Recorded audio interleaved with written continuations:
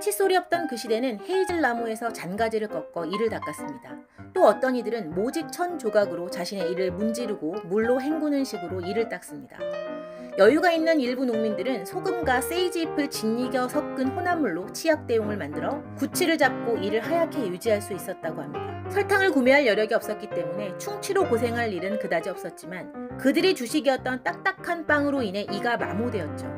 어쨌건 치료가 필요한 이는 별다른 치료법 없이 뽑아내야 하는 방법뿐이었고 발치를 위해 특수 제작된 나무기구를 사용하거나 펀치 혹은 손을 사용할 때도 있었습니다.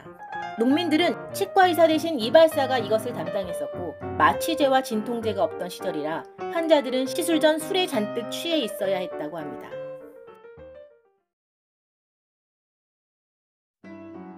중세 농민들의 식사는 그들이 밭에서 길렀던 밀, 콩, 야채로 구성되어 있었습니다.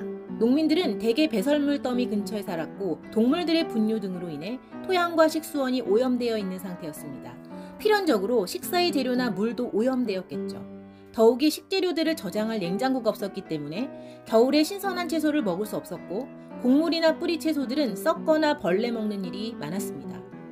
곰팡이나 균에 신경 쓰지 않아 식중독으로 복통이나 설사 등으로 고생하는 일이 다반사였습니다.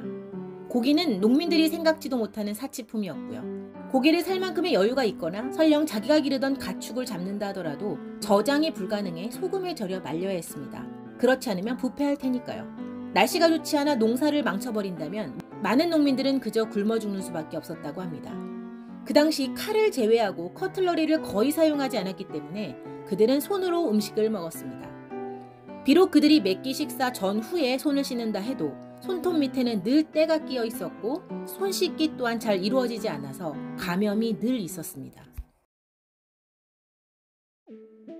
중세시대 의사들은 체액론을 받아들였고 인간의 장기, 기후, 기질 사이에서의 병의 연관성을 찾았습니다. 그래서 이런 것들의 밸런스가 깨졌을 때 병이 생긴다고 믿었죠. 기생충이 애초에 인간의 몸 안에서부터 생겼고 불균형을 일으킨다고 생각했고요. 이로부터 몸을 지키기 위해 과일을 덜 먹어야 한다는 이상한 이론을 내놓기도 했습니다. 그들은 오물의 처리가 열악하다거나 몸을 씻지 않는 것이 병과 기생충 감염을 일으킨다는 것의 연관성을 꿈에도 몰랐습니다. 크라커우라고 불렸던 이 신발은 끝이 뾰족하게 말려 올라간 듯 당근처럼 생긴 기이한 형태의 신발입니다. 플랭 슈즈라고 불렀는데 이는 이 신발의 뾰족한 부분을 일컫습니다. 우스꽝스러운 모습에도 불구하고 크라크로우는 12세기부터 15세기까지 중세시대 특히 폴란드와 영국에서 크게 유행을 했습니다. 아마 고딕 양식에서 영감을 받아 탄생한 신발일 것이라 추정하고 있습니다. 쉽게 휘어지는 뾰족한 발끝 부분의 형태를 유지하기 위해 이끼나 양모와 같은 것들로 꽉 채워져 있었다고 합니다. 이 신발은 남녀가 전부 신었는데 남자의 신발 끝이 대개는 더 길었습니다. 길면 길수록 더 남자다워 보인다는 이유였고 또 귀족들은 끝이 뾰족하고 길수록 삶을 즐기고 일하지 않아도 되는 계급임을 은연중에 알리는 상류층의 상징이라고 생각했다고 합니다.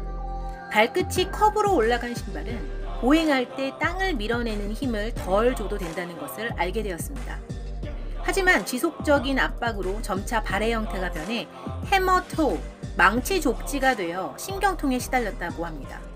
평상시 실내외용으로 신었던 이 신발은 전쟁 때는 신지 않았는데 그 이유가 끝이 뾰족하고 단단한 형태는 무기를 들거나 이동할 때 방해를 했기 때문입니다. 귀족임을 상징하는 이 신발이 대중적으로 인기를 끌자 귀족층에서 이를 거부하고 국가적으로도 사치규제법을 만들어 이 신발의 생산과 착용을 금지했다고 합니다. 중세 농민의 삶은 혹독하고 힘겨웠습니다. 그들은 영주가 소유한 땅에서 농사 1년 주기에 따라 일을 해야 했습니다. 그들의 삶은 가혹했지만 엄격한 법과 질서 그리고 종교의 시스템 아래에서 폭동과 반역은 일어나지 않았습니다. 그들은 봉건제의 제일 하위였고 자산을 소유한 영주에게 성경에 따라 복종을 맹세하였죠. 중세 인구 85%는 농촌에 살았고 농민들은 수확물의 3분의 1을 지배계급인 영주와 교회에 바쳐야 했습니다. 이것을 장원경제라 하는데 농민들이 이 안에서 아무리 죽어라 일해봐야 잘 살 수 있다는 희망은 없었습니다. 자유민이었지만 노예와 다를 바 없이 영주의 땅에 종속된 몸과 같았죠. 토지대장은 농민이 얼마의 세금을 내야 하는지에 대한 것과 이것에 의의를 달 수 없다는 것을 의미했습니다. 이것이 동시에 농민에게는 피할 수 없는 좌절과 암울을 암시하기도 했겠죠. 또한 농민은 교회의 소유지에서도 대가 없이 일을 해야 했습니다. 농번기까지도 교회 소유지에 노동을 제공해야 했는데 교회의 막강한 권력이 감히 이 룰을 깨지 못하게 했습니다. 왜냐하면 그들은 매우 어릴 적부터 신이 그들의 죄를 지켜보고 있고 벌을 내리신다고 배워왔기 때문입니다. 이런 상황 속에서 엎친 데 덮친 격으로 14세기 흑사병이 유럽을 휩쓸면서 유럽 인구의 50%인 7,500만에서 2억 명의 목숨을 앗아간 이후에도 농민에게 부과된 세금은 결코 줄어들지 않았습니다. 오히려 세수 감소를 우려한 영주들은 세금을 대폭 올렸고 흑사병에서 간신히 살아남은 농민들에게 이는 심각한 위협이었습니다. 지비와 피지배의 관계는 정확하게 나뉘어져 있었고 지속적으로 안정되었습니다.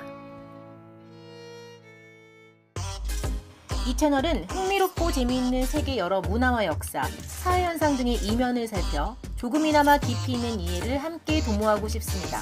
시청자 여러분들의 다양한 의견 그리고 원하는 콘텐츠를 댓글로 남겨주세요. 문화를 바라보는 우리의 시야가 한층 더 풍부해지기를 바랍니다. 감사합니다.